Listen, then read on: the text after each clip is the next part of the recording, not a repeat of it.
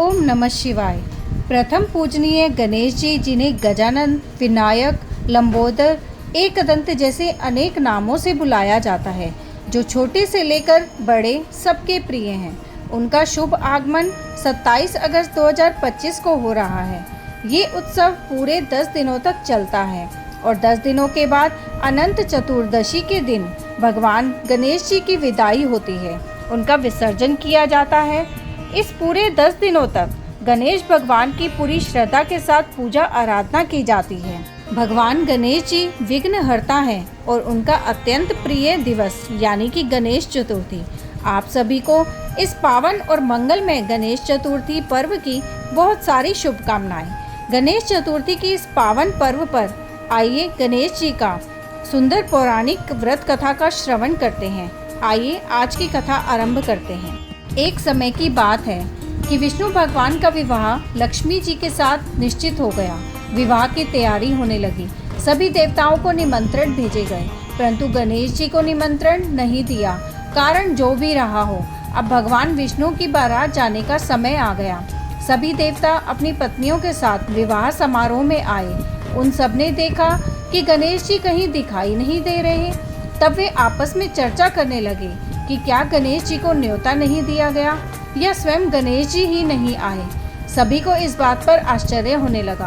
तभी सबने विचार किया कि विष्णु भगवान से ही इसका कारण पूछा जाए। विष्णु भगवान से पूछने पर उन्होंने कहा कि हमने गणेश जी के पिता भोलेनाथ महादेव को न्योता भेजा है।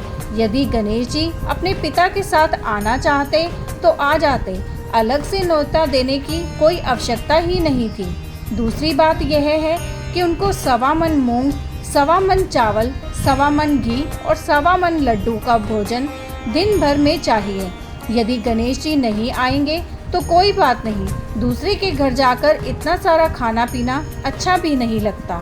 इतनी वार्ता कर ही रहे थे कि किसी ने एक सुझाव दिया, यदि गणेश जी आ भी जाएं तो उनको द्वारपाल बनाकर बैठा देंगे कि आप घर का ध्यान रखना। आप तो चूहे पर बैठकर धीरे धीरे चलोगे तो बारात से बहुत पीछे रह जाओगे। यह सुझाव सभी को पसंद आ गया तो विष्णु भगवान ने अपनी सहमति दे दी। होना क्या था कि इतने में गणेश जी वहां आ पहुंचे और उन्हें समझा बुझाकर घर की रखवाली करने बिठा दिया। बारात चल दी। तब नारद जी ने देखा कि गणेश जी तो दरवाजे पर ही बैठे हुए हैं, तो वे गणेश जी के पास गए और रुकने का कारण पूछा। गणेश जी कहने लगे कि विष्णु भगवान ने मेरा बहुत अपमान किया है। नारद जी ने कहा कि आप अपनी मूषक सेना को आगे भेज दें तो वह रास्ता खोद देंगी, जिससे उनके वाहन धरती में धंस जाएंगे। तब आपको सम्मान पूर्वक बुलाना पड़ेगा। अब तो गणेश जी ने अपनी मूषक सेना जल्दी से आगे भेज दी और सेना ने जमीन पोली कर दी। जब बारात वहां से निकली तो रथों के पहिए धरती में धंस गए। लाख कोशिश करें परंतु पहिए नहीं निकले। सभी ने अपने अपने उपाय किए, परंतु पहिए तो नहीं निकले, बल्कि जगह जगह से टूट गए। किसी की समझ में नहीं आ रहा था कि अब क्या किया जाए। तब तो नारद जी ने कहा, आप लोगों ने गणेश जी का अपमान करके अच्छा नहीं किया। यदि उन्हें मनाकर लाया जाए तो आपका कार्य सिद्ध हो सकता है और यह संकट टल सकता है। शंकर भगवान ने अपने दूत नंदी को भेजा और वे गणेश जी को लेकर आए। गणेश जी का आदर सम्मान के साथ पूजन किया। तब कहीं रथ के पहिए निकले। अब रथ के पहिए निकल तो गए, परंतु वे टूट फूट गए, तो उन्हें सुधारे कौन। पास के खेत में खाती काम कर रहा था, उसे बुलाया गया। खाती अपना कार्य करने के पहले श्री गणेशाय नमः कहकर गणेश जी की वंदना मन ही मन करने लगा। देखते ही देखते खाती ने सभी पहियों को ठीक कर दिया।